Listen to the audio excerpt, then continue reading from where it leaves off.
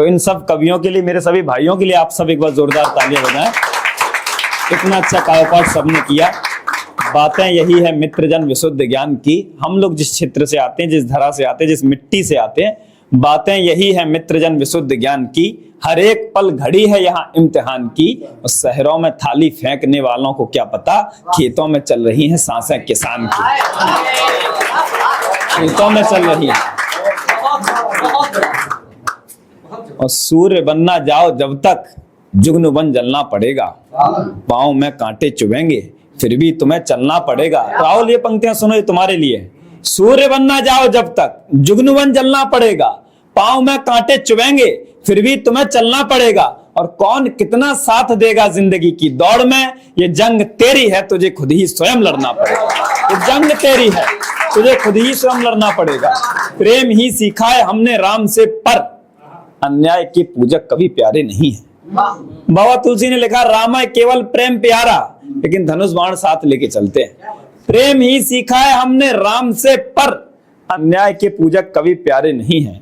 और सज्जना और संत के उपकार हम पर, राज सत्ता के तनिक सहारे नहीं हैं।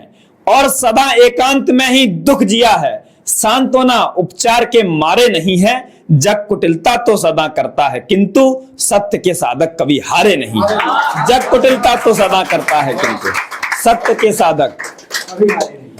हमारी जो पीढ़ी है उस पर लगातार पुरानी पीढ़ी आशंकित रहती है। जो दादा की पीढ़ी है उनको लगता है, संशय लगता है कि ये कुछ बढ़िया काम कर पाएंगे कि नहीं कर पाएंगे। ये लोग मोबाइल फोन में लगे रहते हैं।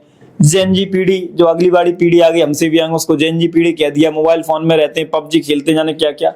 मुझे लगता है देश में जो भी कुछ भला काम होना है वो यही पीढ़ी करेगी। जो भी नुकसान हुआ था वो तो आप सबने कर रखा था पहले से। अच्छा, मैं दीदी आपको एक बात बताऊं, तो दो बातें ये लोग करें। एक तो कहेंगे ये लड़के सब बदमाश हो गए, ये कुछ बढ़िया काम नहीं करते। फिर ये भी कहेंगे कि भले मनसायत का जमाना नहीं रहा भाई साहब, आजकल तो किसी पे भरोसा नहीं कर सकते। अब भरोसा नहीं कर सकते और भले मनसायत का जमाना नहीं रहा तो हमने ला दिया क्या? हम लोग तो आते ही जा रहा है अभी भाई दुनिया में ठीक से, बाकी तो आपका ही करा धरा है सब पुराना। युवा पीढ़ी पे भरोसा रखना चाहिए। मुझे याद आते हैं आचार्य शंकर, 33 वर्ष जिनकी आयु थी, पद्मपाद शंकराचार्य, जिन्होंने भारत भर का भ्रमण करके 33 वर्ष की आयु में 4 मठ स्थापित किए और सनातन का प्रसार किया, इतना कम आयु में। मुझे याद आते हैं तमिलनाडु में जन्मे श्रीनिवास रामानुजन, जिन्होंने गणित के वो सूत्र दिए जो आज तक विश्व भर हल नहीं कर पा रहा कि आखिर कमाल क्या किया। उनकी उम्र 29 वर्ष थी। मुझे याद आते हैं स्वामी विवेकानंद, सिर्फ 39 वर्ष आयु। भगत सिंह 23 वर्ष, खुदीराम बोस 17 वर्ष। कितने लोगों को गिनोगे जो युवा थे और इतना कमाल कर गए अपने अपने समय पे। आज मैं अगर देखता हूं तो हर क्षेत्र में, कोई भी क्षेत्र हो, शिक्षा का क्षेत्र हो, खेल जगत हो, डी गोकेश मुझे याद आता है 18 सकल, 18 उम्र उसकी थी। और वो वैभव शुक्ला, वैभव वो क्या कहते हैं सूर्यवंशी, उसने तो कमाल ही कर दिया भाई। तो मुझे लगा कि ये युवा पीढ़ी बहुत कुछ कमाल कर सकती है। मैंने 4 पंक्तियां डी गोकेश के लिए लिखी थी, वो मैं हर मंच पे सुनाता हूं अपनी पीढ़ी की अगुवाई करते हुए। वो आपको सुनाना चाहता हूं। भले दिखते हैं भोले से, इन सबको याद हो गई, इतनी बार सुन ली। भले दिखते हैं भोले से मगर कमाल के लड़के, जो मैंने अभी सुबह वाली गोष्ठी में भी कहा, ये लड़कियों के लिए भी है। चूंकि ये पंक्तियां डी गोकेश के लिए लिखी गई है इसलिए इसमें लड़के शब्द है। ये हमारी पूरी पीढ़ी की अगुवाई में है। भले दिखते हैं भोले से मगर कमाल के लड़के, भटकते गांव शहरों में बदलते हाल के लड़के। और सुनाओ कृष्ण की गाथा, जरा सा मार्गदर्शन दो तो दुनिया जीत लेते हैं 18 साल के लड़के। तो दुनिया जीत लेते हैं 18 साल के लड़के। जो अन्याय के साथ खड़े हैं उस समूह को भेदेगा। भूल जाओ वो समय चला गया, अब हम ही करेंगे जो करना है बढ़िया काम। जो अन्याय के साथ खड़े, 2047 में विकसित भारत तो हम ही बनाएंगे ना, पुरानी पीढ़ी में कितने बचेंगे ढूंढना पड़ेगा। जो अन्याय के साथ खड़े हैं उस समूह को भेदेगा। जो भारत माता के खिलाफ है उस लहू को भेदेगा। वो बात पुरातन युग की थी जब अभिमन्यु को चला गया। ये नए भारत का युवा जोश जो चक्रव्यूह को भेदेगा। ये नए भारत का युवा जोश जो चक्रव्यूह को भेदेगा। लेकिन दिक्कतें कहां है हमारी पीढ़ी में? मैं उन दिक्कतों को रेखांकित करना चाहता हूं। चूंकि अपनी पीढ़ी की वकालत करने का काम मेरा है तो इनको समझाने का, सिखाने का, बताने का और खुद सीखने का काम भी मेरा ही है। हमारी पीढ़ी में जो दिक्कतें पैदा हुई वो इस इन्फ्लुएंसर जो नई जनरेशन आ गई उसने पैदा कर दी। मैं वो कविता संस्कार की कविता आप सब तक पहुंचाना चाहता हूं। वाणी से कितने मनहर हैं, अब तो सब इन्फ्लुएंसर है। इन्फ्लुएंसर क्या है साहब, आप सब जो लोग जानते हैं उन्हें पता है, बाकी लोग नहीं जानते उनको मैं बता दूं, ये इंस्टाग्राम पे किसी भी माध्यम से नाच गाना करके कोई भी तरीका, आजकल तो ऐसे ऐसे तरीका है कि मैं बोल नहीं सकता यहाँ पे भाई, जो गाली गलौज देके कुछ भी करके जो अपनी ऑडियंस क्रिएट कर लेते, फॉलोअरशिप मिल जाती है और वो फिर लोगों को इन्फ्लुएंस करते हैं। वो लोग हमारे नायक नहीं हो सकते। ये कविता उन सभी लोगों के विरोध में है। अगर कोई व्यक्ति अच्छा कवि है, अगर कोई व्यक्ति अच्छा लेखक है, अगर कोई व्यक्ति अच्छा एक्टर है, खेल जगत में अच्छा करने वाला है, उन सब लोगों को इन्फ्लुएंस करना चाहिए लोगों को। लेकिन जो किसी में कुछ भी अच्छा नहीं है, कुछ भी करके बस नंगपन मचा के, तो ऐसे में हमको सावधान होने की आवश्यकता है। और मैंने एक कविता लिखी, जब ये लेटेंट के शो में ये सब तमाशा होने लगा तो मुझे लगता है कि अब ये गंद बहुत स्तर तक पहुंच चुकी है और आज हम सब लोग इस पे चर्चा करके छोड़ सकते हैं, क्योंकि हमारे अंदर तो वो संस्कार डले हुए। लेकिन आने वाली पीढ़ी लेटेंट के शो पे अगर रणवीर अलावादिया को बयान सुन लेगी तो उसके दिमाग में अपनी मां को लेके क्या छवि बन सकती है, इसकी हम कल्पना नहीं कर सकते कि हम कौन विस्फोटक तैयार कर रहे हैं। मुझे लगता है ये लोग भारत की सांस्कृतिक चेतना को खंडित करने का काम कर रहे हैं। आतंकवादियों से ज्यादा खतरनाक है। वाणी से कितने मनहर हैं, शब्द से सुंदर बात करेंगे, मनहर लगेंगे, लेकिन वाणी से कितने मनहर हैं। अब तो सब इन्फ्लुएंसर हैं, दुनिया सबको छोड़ लगी है, भागम भागम दौड़ लगी है। आधुनिक पीढ़ी में भैया यश पाने की होड़ लगी है। हम तो जानते थे, बाबा तुलसी लिखते हैं कि हान लाओ जीवन मरण यश अपयश विद हाथ, और ये होड़ मची हुई है। दुनिया सबको छोड़ लगी है, भागम भागम दौड़ लगी है। आधुनिक पीढ़ी में भैया यश पाने की होड़ लगी है। नौटंकी में आंखें तर हैं या नौटंकी से आंखें तर हैं। अब तो सब इन्फ्लुएंसर हैं, अब तो सब इन्फ्लुएंसर हैं। और नचना गाना कब समझी है, नचना गाना कब समझी है, वस्त्र उतारे तब समझी है। कला वस्तु है देह हमारी, आखिर दुनिया अब समझी है। उन्हें पता था कि देह से भी पैसा कमा सकता है दिखा दिखा के। कला वस्तु है देह हमारी, आखिर दुनिया अब समझी है। नंगेपन में डूबे घर है, नंगेपन में डूबे। अब बचा लेना अपनी पीढ़ी को, अपने बेटे को गोली नहीं मार पाओगे आप जब वो ऐसी बातें करने लगेगा। नंगेपन में डूबे घर हैं, अब तो सब इन्फ्लुएंसर हैं, अब तो सब इन्फ्लुएंसर हैं। और दिखने में तो हीरो लगते, देखने में तो हीरो लगेंगे, लेकिन ये हमारे हीरो नहीं है। हीरो हमारे भगत सिंह और स्वामी विवेकानंद, ध्यान रखना दोस्तों। दिखने में तो हीरो लगते, माँ बहने ना कहते थकते। दिखने में तो हीरो लगते, माँ बहने ना कहते थकते। इतना ही अब हुनर बचा है, कुछ ना हो तो गाली बकते। नव भारत का ये कैंसर है, नव भारत का ये कैंसर है। अब तो सब इन्फ्लुएंसर है, अब तो सब इन्फ्लुएंसर है दोस्तों। अभी ये कैंसर पहले से दूसरी स्टेज पे पहुंचा है कि भारतवर्ष को पता चल गया कि ये लोग क्या काम कर रहे हैं। अगर ये चौथी स्टेज पे पहुंच गया तो आप रोक नहीं पाएंगे, बचा नहीं पाएंगे अपनी पीढ़ी को। इससे सावधान होने की आवश्यकता है। जो कुरीतियां, जो विकृतियां हमारे समाज में, हमारी पीढ़ी में आने वाली हैं, आ रही हैं, उनको रोकने का, उनको लेकर सावधान करने का प्रयास आप सबके समक्ष कर रहा हूं मैं। एक कविता मैं सुनाना चाहता हूं जो दहेज के ऊपर है।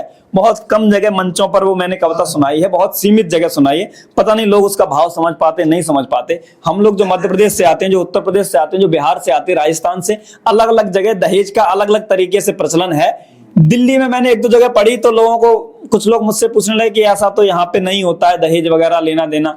कुछ लोगों ने उसमें अलग विमर्श खड़ा कर दिया कि भाई तो फिर इनको ऐसा लड़का क्यों चाहिए होता है, ये क्यों। जो भी इसके पीछे का वातावरण है मुझे नहीं पता, इस पे आप किस डिसीजन पे पहुंचेंगे, लेकिन ये समझने की आवश्यकता है कि भ्रूण हत्या के पीछे का राज क्या है। हमें समझने की आवश्यकता है। जब लड़कियां जलाई जाती थी और दूरदर्शन पे बोला जाता था कि अगर लड़कियां जल गई हो आपके घर पे तो इस तरह से उसका उपाय करा, यानी दूरदर्शन बोल रहा था आज से 20 साल पहले। जब एसिड फेंके जा रहे थे आज से 7 साल पहले, इन सभी के पीछे का कारण एक ही है, डोमेस्टिक वायलेंस। इन सभी के पीछे का कारण एक ही है, वो है दहेज। तो मुझे लगता है ये एक जरूरी विषय, ये अगर हम कम कर पाए, जब कुरीतियां समाज की बन जाएं जीवन से विशाल, जब कुरीतियां समाज की बन जाएं जीवन से विशाल, और बेटियों का होना बन जाए उनके लिए काल, जब समाज रूढ़िवादी रीति को ढोने लगता है, जब समाज में दानवजन सम्मानित होने लगता है, जब स्त्री का मान जहां में ठोकर खाने लगता है और कोयलों के समूह में कौवा गाने लगता है, जब समाज में शादी भी सौदेबाजी सी होती है, परिवारों का मिलना भी घातक व्याधि सी होती है, जब स्त्री का मान जहां में ठोकर खाने लगता है और कोयलों के समूह में कौवा गाने लगता है, जब राज्यसभा में भीष्म द्रोण सब चुप्पी साधे रहते हैं और हुक्मरान सब आंखों पर पट्टी बांधे रहते हैं, जब समाज के नायक भी दो बातें ना कह पाते हैं, पीड़ा को सहने वाले नित्य पीड़ा सहते जाते हैं, तभी काल का चक्र प्रलय से धीरज खोने लगता है। तभी काल का चक्र प्रलय से धीरज खोने लगता है, तभी दहेज मांगने वाला निर्भय होने लगता है, तभी दहेज मांगने वाला निर्भय होने लगता है। ना तो मैं कोई विजय घोष, मैं ये बात क्यों कर रहा हूं, ना तो मैं कोई विजय घोष, ना ही वैचारिक उग्रजोश, ना ही घुंघरों की छन छन हूं, ना ही सामाजिक वित्त कोष, ना पीड़ाओं के आंसू हूं, ना हूं प्रेमियों का विलाप, ना मैं ईश्वर की भक्ति हूं, ना शिव शंकर का महाजाप। मैं हूं क्रांति का अंगारा, मैं निर्धन की अश्रुधारा, जिनकी पीड़ा सब भूल गए उनकी पुकार और चित्कारा। मैं हूं वो कटु सच्चाई जिसको झुठलाता है यह समाज, सरकार है जिसको छुपा रही जनता की वो दबती आवाज। सूर्य कहां तक उगाया है और कहां तक लाली है, सूर्य कहां तक उगाया है और कहां तक लाली है। कितनी तपती दोपहरी है, रात्रि कितनी काली है, कितना आगे बढ़ गया राष्ट्र, कैसा है नारी तेरा हाल। धर्म आज लेकर आया बेटियों के हक में एक सवाल। मजाक में भाई साहब हम कितनी बात कर रहे हैं, लेकिन जो सत्य है सो सत्य है। स्याही में लहू भरेगी या सामाजिक आंसू गाएगी, तुम सब तो मूक बने रहना, पर कलम मेरी चिल्लाएगी। प्रश्न करेगी सम्राटों से या सामाजिक देवताओं से, कलम अंत तक युद्ध लड़ेगी इन फर्जी नेताओं से। पिता भाई और बिटिया की सजती अरती की सेज का। पिता, जिन लोगों को नहीं लग रहा हो कि ऐसा कुछ नहीं होता है, तो हमारे साथ हमारे गांव की तरफ बढ़ सकते हैं।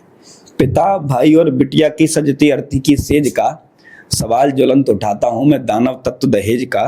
जमी बेच दी थी अपनी अंबर तक बेच दिया साहब, बिटिया की शादी की खातिर घर तक बेच दिया साहब। बेच दिया था खून बदन का, बेच दिया था खून बदन का, सांसें गिरवी रखी थी।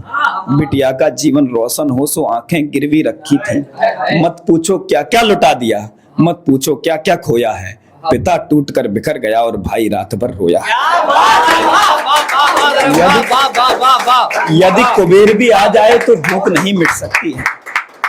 यदि कुबेर भी आ जाए, 10-10, 20-20 हजार पे लड़ाई हो जाती है कि आपने तो इतने की बात की थी, 50,000 कम है। यदि कुबेर भी आ जाए तो भूख नहीं मिट सकती है। दहेज मांगते भिखमंगों की प्यास नहीं बुझ सकती है। 2 लाख मिले जो कम, 2 लाख मिले जो कम, सासू ने जहर पिला दिया था तब, ससुराल पक्ष ने उस बिटिया को जिंदा जला दिया था तब। ये खबर पिता तक पहुंची तो सर पटक पटक कर रोया है। जिसकी खातिर सब लुटा दिया वो मोती उसने खोया है। काश 20 वर्ष पहले दुनिया से हार गया होता। जब पैदा हुई थी तभी दुनिया ने कहा था मार दो इसको, कहां रखोगे। काश 20 वर्ष पहले दुनिया से हार गया होता।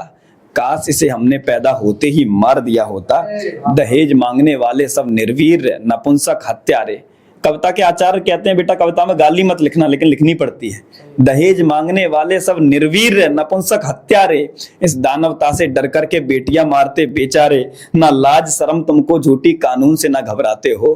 दहेज मांगने वाले तुम बेटों के दाम लगाते हो। ये शादी का उत्सव कैसा, ये सौदा व व्यापारी है। बेटों को बेच रहे हैं जो, ये युगकालीन मक्कारी है। बेटों को बेच रहे हैं जो, ये युगकालीन मक्कारी है। दहेज नहीं है आकलन मान और सम्मान का, ना है प्रतिष्ठा का प्रतीक। देने वाला भी लेने वाला भी। हमने तो अपनी बेटी की शादी में 50 लाख दे दिए थे, हमारे बेटे की शादी में 30 लाख मिले थे। ये कोई प्रतिष्ठा का मापक नहीं है भाई साहब, माफ करें। दहेज नहीं है आकलन, समाज के नायकों से प्रश्न करना चाहता हूं। दहेज नहीं है आकलन मान और सम्मान का, ना है प्रतिष्ठा का स्वरूप, ना किसी अभिमान का। दहेज है प्रतीक दंभ नीचता अय्यासियों का। बेटियों ने हार कर जो चूम ली उन फांसियों का। दहेज है आरंभ कुल में मूढ़ता का और विघन का। 2 घरों में द्वेष आहत और कितनों के मरण का। एक सरकारी नौकर का एक डाटा मैं दे रहा हूं, ये डाटा मेरे यहाँ का है। आप अपने यहाँ का डाटा अपने दिमाग में सोच सकते हैं, आप इस पे हंस भी सकते हैं, संवेदनाएं भी व्यक्त कर सकते हैं। एक सरकारी नौकर का दाम हो गया 20 लाख और पटवारी सब इंस्पेक्टर की कीमत 38 लाख। 38 लाख ना हो केवल संग में हो फॉर्च्यूनर गाड़ी, सोना चांदी हो लाखों का और लाखों की महंगी साड़ी। उतना ज्यादा चाहते दहेज जिसका जितना ऊंचा घर है, और कलेक्टर की कीमत अब 1 करोड़ के ऊपर है। कहां गया है न्याय आज, किधर खो गई नैतिकता। कहां गया है न्याय आज, किधर खो गई नैतिकता। कहां गया है, कहां गया है न्याय आज, किधर खो गई नैतिकता। गरीब भले ही मर जाए पर इनका तनिक न मन भरता। जिन हाथों में मेहंदी महकी वो हाथ राख तक पहुंच गए। 1 साल में दर्ज प्रकरण 2.5 लाख तक पहुंच गए। सरकारें सुन लो तुम सब, इस अंधियारे को अस्त करो। दहेज ले रहे सरकारी अफसर, इनको बर्खास्त करो। कितने विधान और संविधान कानून बन गए हैं नवीन। स्टडी किया तो पता चला कि 14 कानून लड़कियों के समर्थन में, दहेज के खिलाफ भी है। लेकिन मानसिकता नहीं बदलेगी तब तक कुछ नहीं होगा भाई साहब। कितने विधान और संविधान कानून बन गए हैं नवीन। कितना विकास हम कर पाए, कितने हो पाए हैं ज़हीन। कितने अपराधों की रेखा नारी से होकर जाती है। कितने अपराध, मैंने बताया था कितने अपराध हुए। दहेज हो, डोमेस्टिक वायलेंस हो, तेजाब फेंकना हो, कितने अपराध, भ्रूण हत्या हो जो आज तक जारी है, आपको नहीं पता शायद। कितने, एशिया में नंबर 1 है भिंड भ्रूण हत्या में। कितने अपराधों की रेखा नारी से होकर जाती है। कितने शहरों में मानवता भी छार छार हो जाती है। कितने परिवारों में रोना और मातम सा छा जाता है। कितनों के घर में उग्र रूप ले काल प्रकट हो जाता है। कितने नेताओं की डोरी अपराधी से जुड़ जाती है। दानवता जब बढ़ती है तो सत्ता उसे छिपाती है। कितने गरीब ईमानदार अन्याय तंत्र से शोषित हैं। गुंडे, दानव और सूदखोर सब सत्ता से संरक्षित हैं। तभी कलम कहती है कि अब क्रांति का यशगान करो। सरकारों से प्रश्न करो और काली का आह्वान करो। कितने तारों का हो समूह पर कितने तारों का हो समूह पर एक चंदा बिन क्या राती। नारी बिन ये दुनिया होगी जैसे दीपक हो बिन बाती। इसलिए बेटियों की रक्षा कर्तव्य हमारा पहला हो। हम सबकी जिम्मेवारी है, आंचल ना उसका मैला हो। सुनो सामाजिक ठेकेदारों, अब की तुम जिम्मेदार बनो। नफरत की खाई ध्वस्त करो, सब पीर हरो, अब प्यार बनो। हम सब मिलकर ये तय कर लें, नारी पथना अवरोध करें। कुछ मत करो, आप सहयोग मत करो लड़कियों का, कर भी नहीं पाओगे। अब बस अड़चन मत बनो, बीच में मत आओ, हट जाओ, वो रास्ता अपना बना लेंगी। हम सब मिलकर ये तय कर लें, नारी पथना अवरोध करें। कहां कहां पर अड़चन है, मिलकर इस पर सब शोध करें। नारी का साथ निभाना तो शिक्षा का पद दिखलाओ और जरा से संस्कार इन बेटों को सिखलाओ। फिर देखें कितनी जल्दी सुंदरता साज अलग होगा। ये दुनिया सारी देखेगी, भारत का राज अलग होगा। बस एक मेरा अनुरोध सुनो, ये कलम गा रही रो करके, जो आंसू आंखों में सूख गए, लाई वो आंसू ढो करके। बंद करो ये दुष्ट नीत, अब इस कुरीत से द्वंद करो। बंद करो ये दुष्ट नीत, अब इस कुरीत से द्वंद करो। हाथ जोड़कर विनती है, दहेज मांगना बंद करो। हाथ जोड़कर।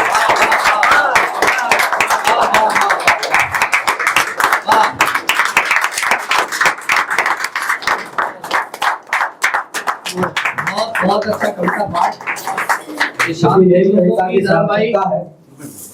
ऐसे विषयों पर भी कहा जाए जिस विषय को उठाने में जो है समाज के बड़े बड़े ठेकेदार कतराते हैं, लेकिन कवि का धर्म है और धर्म ने वो अपना धर्म निभाया है। मैं चाहता हूँ एक बार जोरदार तालियां पूरे धर्म के लिए बजाएं। धर्म भैया के लिए मैं कुछ बोलना चाहता हूँ कि सबसे बड़ी बात ये है कि प्रेम से शुरुआत हुई, हमने पढ़ा, जितेंद्र भैया ने पढ़ा और आखिरी में खत्म भी उसी पे होगा, अमर भैया पढ़ेंगे। कविता का काम ये है कि कविताएं कई तरीके की होती है। एक जो संचालक को बोलना पड़ता है कि ताली बजाइए, दूसरी वो जो खुद से ताली बजवाती है, और तीसरा ये जो सबको शांत कर दे। तो हम लोगों ने तालियां बजवाई, लेकिन धर्म भैया ने सबको शांत कर दिया। ये तीसरे स्टेज की कविता है, इसलिए हमारे सीनियर हैं, हर मामले में सीनियर हैं। तो एक बार जोरदार तालियां होनी चाहिए धर्म भैया के लिए। अच्छी कविता, अच्छा गीत, लोगों से तालियां तो छोड़ो, आ और भाग करने की ताकत भी खींच लेती, छीन लेती। आप शांत हो जाए। आप सभी की संवेदनाओं को प्रणाम करता हूं। बस यही कविताओं का उद्देश्य रहा है। एक वायुमंडल पे जैसे कविता लिखी, दहेज पे कविता लिखी, इन विषयों पे कविता लिखने का उद्देश्य यही है कि 1, 2, 4 परिवार भी बच गए तो कविता अपना काम कर ले, कविता सार्थक हो जाएगी। वरना तो तमाशा हम देश भर में घूम घूम के करते हैं, पैसे कमा लेते हैं, उसका कोई अर्थ नहीं विशेष।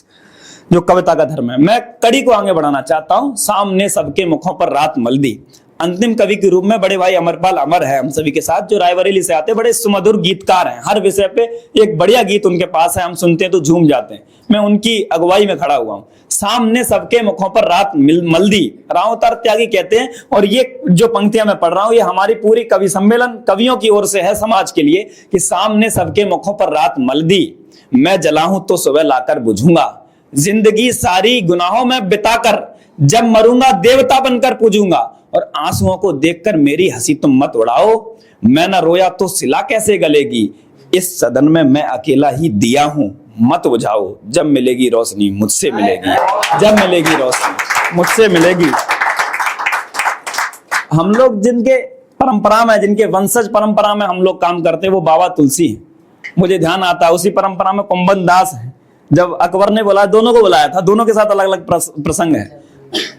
उस कुंभन दास को बुला लिया। ऐसे एक कवि नहीं, कितने हमारे परंपरा में कितने कवि है फक्कड़, सबको छोड़ दिया। कुंभन दास को बुलाया तो कुंभन दास वापस आए। कुंभन दास को मनसबदारी दे रहे थे। कुंभन दास ने कही भाई ये रखो अपने घर। तब सीकरी राजधानी हुआ करती थी, जो फतेहपुर सीकरी आगरा के पास है। हाँ, तो कुंभन दास लिखते हैं कि भक्तन को का सीकरी सो काम, आवत जावत पनैया टूटी बिसर गयो हरे नाम। आते जाते चप्पल और टूट गई थी उनकी। आवत जावत पनैया टूटी बिसर गयो हरे नाम, और जाको देखत दुख लागत ताको करन परी प्रणाम। ऐसे आदमी को प्रणाम करना पड़ा। तो ऐसे हमारे कवि होते हैं। उसी श्रृंखला में बाबा तुलसी हुए। नवादास जी मथुरा के कवि हुए, उन्होंने भक्तिमाल लिखा। भक्तिमाल में 200 संत भक्त कवियों का चित्रण किया।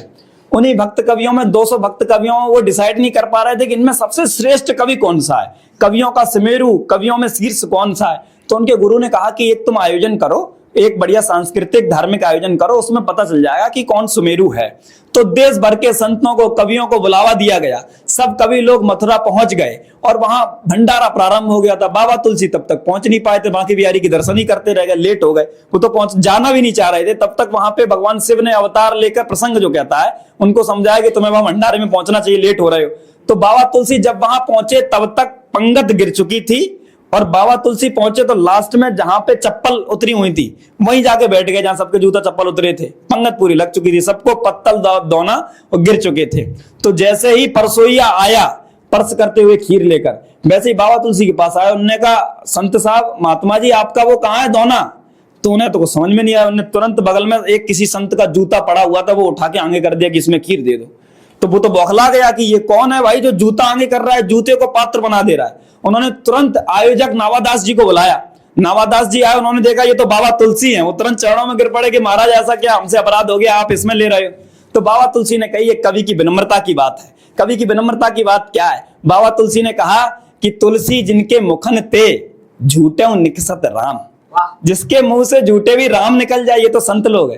तुलसी जिनके मुखन ते झूठे निकसत राम, तिनके पद की पानही मेरे तन को चाम। तिनके पद की पानही मेरे तन को चाम। विनम्रता तो ऐसी कि संतों के जूते को पात्र बना लिया, लेकिन अगर ठुकराई पे आ जाए, अगर अक्करता पे आ जाए, अगर स्वाभिमान पे आ जाए, अगर खुददारी पे आ जाए, तो अकबर ने कहा कि ये कौन है तुलसीदास, इसको बुलाओ, इसको हम मनसबदारी देंगे। रहीम दास उनके दोस्त हुआ करते थे, जो अकबर के दरबार में मंत्री थे। तो रहीम को भेजा, तो अपने मित्र से कहो कि हमारे पास आए, मनसबदारी देंगे। मनसबदारी में जिले भर की जमीन मिलती थी, कलेक्टर के बराबर होता था।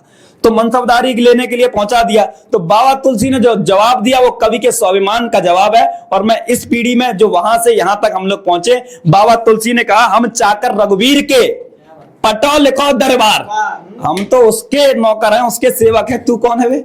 हम चाकर रघुवीर के पटो लिखो दरबार, तुलसी काब होंगे नर के मनसबदार। भाई तू हमको क्या मनसबदारी देगा? हमें तो पट्टा सब उनने दे रखा है। तो ये कवि की फक्कड़ता होती है, कवि की विनम्रता होती है। उसी परंपरा को हम आगे बढ़ा रहे हैं। जाने कितने अनुभवों का है यही बस सार अंतिम। मैं 4 पंक्तियां प्रवीण शुक्ल जी की पढ़ता हूं और बड़े भाई अमरपाल अमर को बुला रहा हूं। अंतिम कवि के रूप में है, आप मन से इनको सुनिएगा। जाने कितने अनुभवों का है यही बस सार अंतिम, तोड़ नामत मन के रिश्ते के कभी भी तार अंतिम। जिंदगी के अनुभवों से जूझ कर मैंने ये जाना, ना कोई भी जीत अंतिम, ना कोई भी हार अंतिम।